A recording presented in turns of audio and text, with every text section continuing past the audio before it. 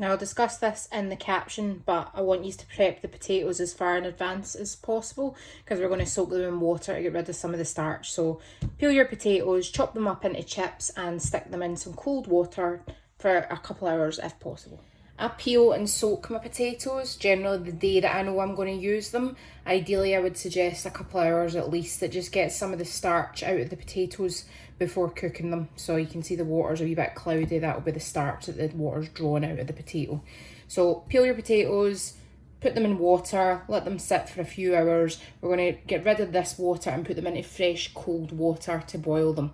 Now that's the first stage of cooking. For a root vegetable, always start with cold water. So your turnip, your sweet potato, your potato, start that from cold. Anything else you can use boiling salted water, like they generally say above ground stuff, so like your broccoli, your beans, etc. So I've got some water here. I might need more, but I'll just check. Yeah, that'll do. Make sure you salt your water with table salt. And we're going to cook them so pretty much cook them.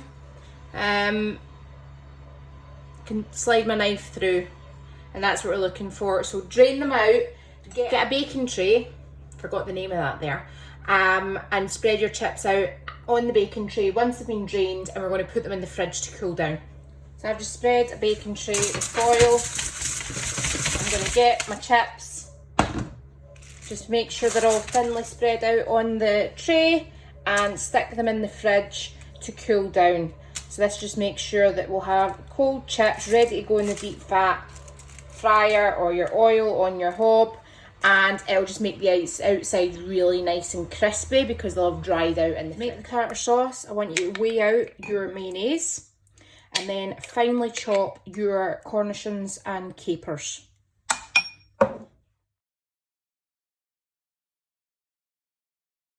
Got a little bunch of parsley and we're going to chop that finely. So I've added in the chopped parsley, salt and pepper. Just put in your tablespoon of lemon juice and give that a mix and set that off to one side. That is your tartare sauce. Next, in your bowl for the batter, I want you to weigh out your 60 grams of plain flour, 40 grams corn flour. Hopefully you can get this in the shops because I hear after Jess done our salt and chilli chicken that you can't really get it now. So 100 in total, and then also add in your teaspoon of baking powder. Add in your pinch of pepper, pinch of salt. And you're going to open your beer. Use a light beer. Hopefully you'll drink the rest. 100 ml. Add that to your batter and give it a whisk around.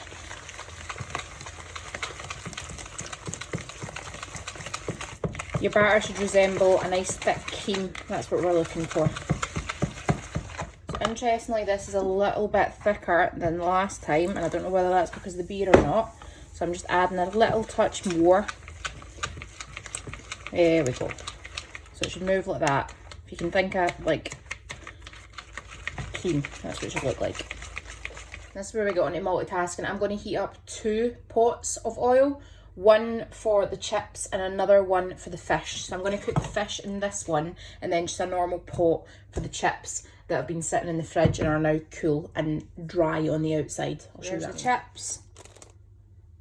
Nice and dry, nice and cold, but already cooked through, so we're just waiting for them to just be fried off and get nice and crispy on the outside. I will put, if like me you want to do separately, you will need a lot more vegetable oil because I've got about 2.5 bottles worth. Otherwise you'll probably need to do it in stages.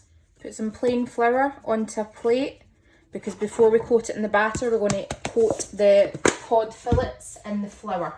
So out of your paper towel, into the flour, and we're going to coat it all the way around with the plain flour before we put it in the batter. And that means that the batter will stick to it, so you can't miss that stage, all right? Final small pot, I'm going to put the peas because we're going to heat that up with obviously boiling water, just a few minutes off the end. The floured fillets, getting ready for the batter to go in there. I've got the hot oil here, getting ready for the chips. And then the peas as well. And your tartar sauce is made, and obviously some ketchup. Try not to make as much of a mess as that. Before we put the chips in, use a slotted spoon. This is what you're going to do to move them around, alright? And also remove them at the end. Prep a plate with kitchen paper, again, because that's what we're going to put them on. Be careful when putting your chips in, because you don't want the oil splashing up at you or on you. So, and then for the fish, we're going to get the floured fillet, coat it in your batter, and put in your oil. And the same with this one.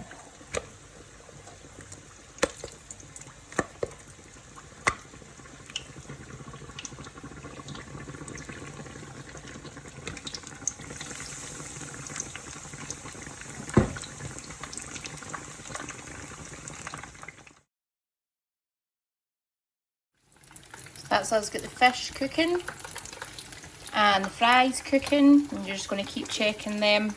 Obviously they're cooked, we're just looking for them to obviously be nice and crispy and golden. Just flip that one, do that with the other, and see it goes a bit more golden on the other side. And that's after about 3 or 4 minutes of cooking. Then check the chips, they're going to need longer. Keep going, keep going. After 7-8 minutes, I'm taking out the fish, draining, and putting on a plate with some kitchen roll. I can feel the texture of that already. And allow it to drain off, dab with some kitchen roll. Flip it over as well, because if you leave it to drain in the bottom gets soggy, because that's where all the fat's gone. So leave it, flip it. Also put the water in for the peas. They'll just need a few minutes. 'Cause I'm TNT, I'm dynamite, TNT, and I win that fight.